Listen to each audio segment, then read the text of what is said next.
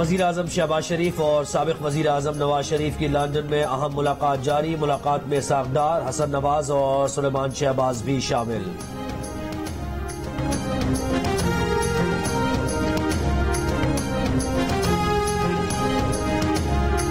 جس طرح ماضی میں وقت آنے پر چیف آف آرمی سٹاف کی تعیناتی کا عمل ہوتا رہا ہے ویسے ہی اس بار بھی ہوگا. وزیر دفاع خواجہ آصف کی لندن میں صحافیوں سے گفتگو.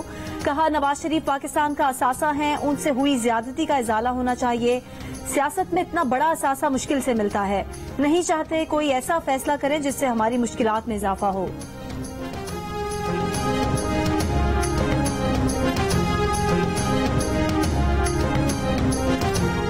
معلوم ہے کچھ لوگ اسٹیبلشمنٹ سے ملے ہیں, کوئی مجھے بائی پاس کرنے کی کوشش نہ کرے. چیئرمین تحریک انصاف کی اہم پارٹی رہنماؤں کو تنبیہ. گزشتہ روز ہونے والے P T I core committee اجلاس کی اندرونی کہانی سامنے آ گئی.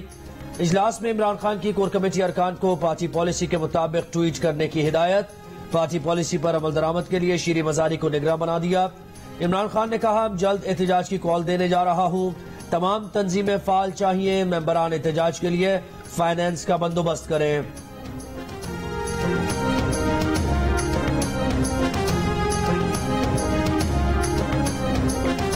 وزیر اعلی سندھ مراد علی شاہ سے وفاقی وزیر منصوبہ بندی احسن اقبال کی ملاقات. سیلاب کی صورتحال, پانی کی نکاسی اور امدادی کاموں پر تبادلہ خیال. وزیر اعلی کا خیموں میں کمی کا شکوہ. کہا اس وقت 15 لاکھ خیموں کی ضرورت ہے, 2.5 لاکھ خیمے مہیا کیے گئے ہیں. احسن اقبال نے کہا کہ جس سامان کی فوری طور پر ضرورت ہے اسے مہیا کرنے کے لیے ہر ممکن مدد کریں گے. میڈیا سے گفتگو میں احسن اقبال کی چیئرمین تحریک انصاف پر کڑی تنقید. کہا عمران خان مسلسل ملک میں انتشار اور محاذرائی پیدا کر رہے ہیں. جب کسی گھر میں سوگ ہوتا ہے تو دشمن بھی ساتھ بیٹھ جاتے ہیں, لیکن عمران خان مسلسل اداروں اور فوج پر حملے کر رہے ہیں.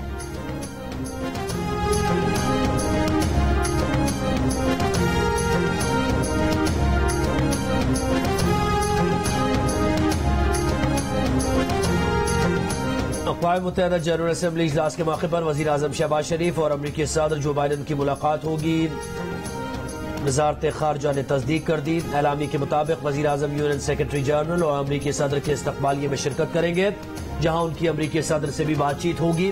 اقوام متحدہ جنرل اسمبلی کے 77ویں اجلاس میں وزیر اعظم شہباز شریف کا خطاب 23 ستمبر کو ہوگا.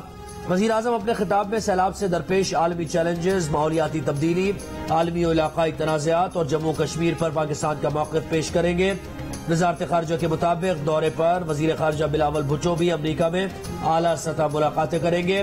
بلاول بھٹو میڈیا اور تھنک ٹینک سے گفتگو اور مختلف تقریبات میں شرکت کریں گے.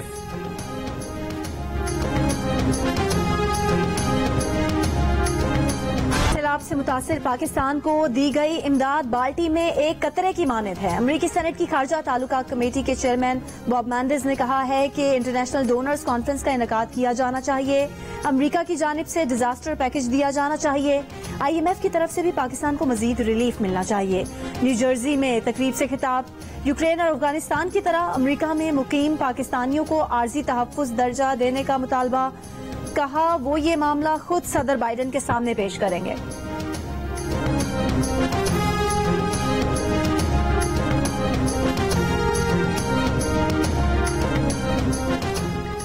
سندھ کے سیلاب سے متاثرہ علاقوں میں وبائی امراض تشویشناک حد تک بڑھ گئے. 24 گھنٹوں کے دوران سانس, دمہ اور سینے کی بیماریوں کے 12,000 سے زائد کیسز رپورٹ. 20,000 کے قریب افراد جلدی امراض میں مبتلا ہوئے. ڈائریا کے 17,919 سے زائد کیسز رپورٹ.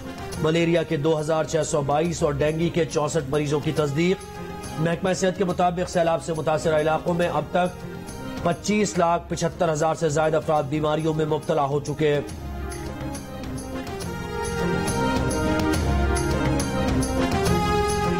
سے زندگی پہلے ہی مشکل تھی, بارش کی تباہی کے بعد اور بھی دشوار ہو گئی. لاڑکانہ میں گوٹ احمد جلبانی کے فالد سے متاثرہ شخص کا گھر بارش میں گر گیا. نہ چھت رہی نہ ہمت رہی. گاؤں والوں کی طرف سے 2 وقت کی روٹی مل جائے تو پہلے بچوں کو کھلاتے ہیں پھر خود کھاتے ہیں. فالد سے متاثرہ شخص کا کہنا ہے کہ حکومتی امداد ضرور ملی لیکن آٹے میں نمک کے برابر.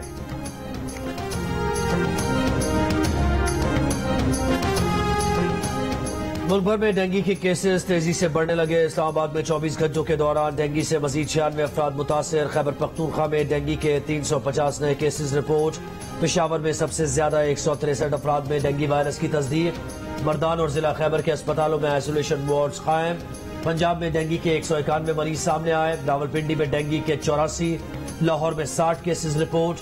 کراچی میں ڈینگی اور ملیریا کے بڑھتے کیسز کے باعث تمام اسکولز میں اسمبلی اور پی ٹی سیشن 1 ماہ کے لیے معطل. طلبہ کو پوری آستین والی قمیض پہننے اور اسکولز میں ڈینگی اور ملیریا سے بچاؤ کے اسپرے کرنے کی ہدایت.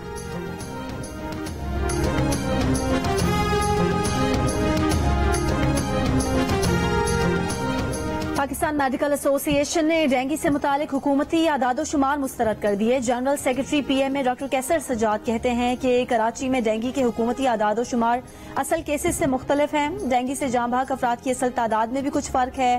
وائرس سے متاثر کئی افراد چھوٹے کلینکس میں علاج کروا رہے ہیں جو ریکارڈ کا حصہ نہیں.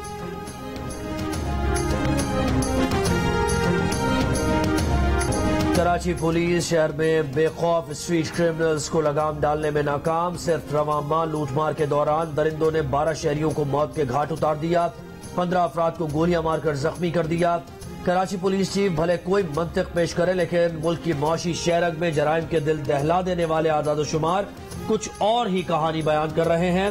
صرف جنوری سے اب تک رپورٹ ہونے والی اسٹریٹ کرائمز کی 58,000 وارداتوں میں 74 شہریوں سے جینے کا حق چھین لیا گیا. رواں سال اب تک 34,000 کے قریب شہری موٹر سائیکل اور 19,000 سے زائد شہری موبائل فون سے محروم کر دیے گئے.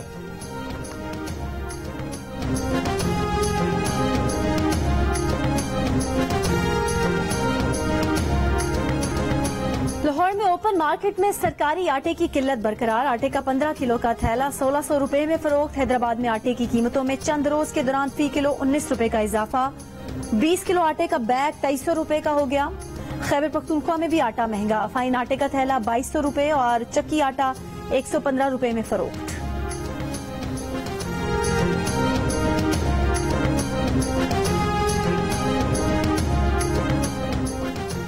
جرمن حکومت کا توانائی کے بحران سے نمٹنے کے لیے بڑا قدم. روف ٹاپ پی وی کے لیے ٹیکس بریک متعارف کرا دیا. میڈیا رپورٹ کے مطابق 30 کلو واٹ تک آؤٹ پٹ دینے والے سولر پینلز پر انکم ٹیکس کی چھوٹ دے دی گئی. اطلاق 30 کلو واٹ سے کم توانائی استعمال کرنے والے گھریلو اور کمرشل دونوں صارفین پر ہوگا. پاکستان میں معاملہ برعکس. حکومت نے سولر سسٹم سے بننے والی اضافی بجلی کے پیسے کم کرنے کی تیاری کر لی.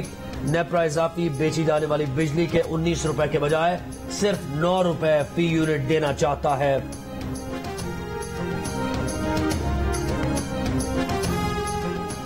Gomal university D I Khan انتظامیہ اور طلباء میں مذاکرات کامیاب. یونیورسٹی انتظامیہ کا کل سے یونیورسٹی کھولنے کا اعلان. Vice chancellor Gomal university doctor Iftikhar کی جیو نیوز سے گفتگو. کہا طلباء نے احتجاج ختم کر دیا. کل سے یونیورسٹی کھل جائے گی. ہاسٹل سمیت دیگر مسائل کے باعث یونیورسٹی 13 ستمبر سے بند تھی.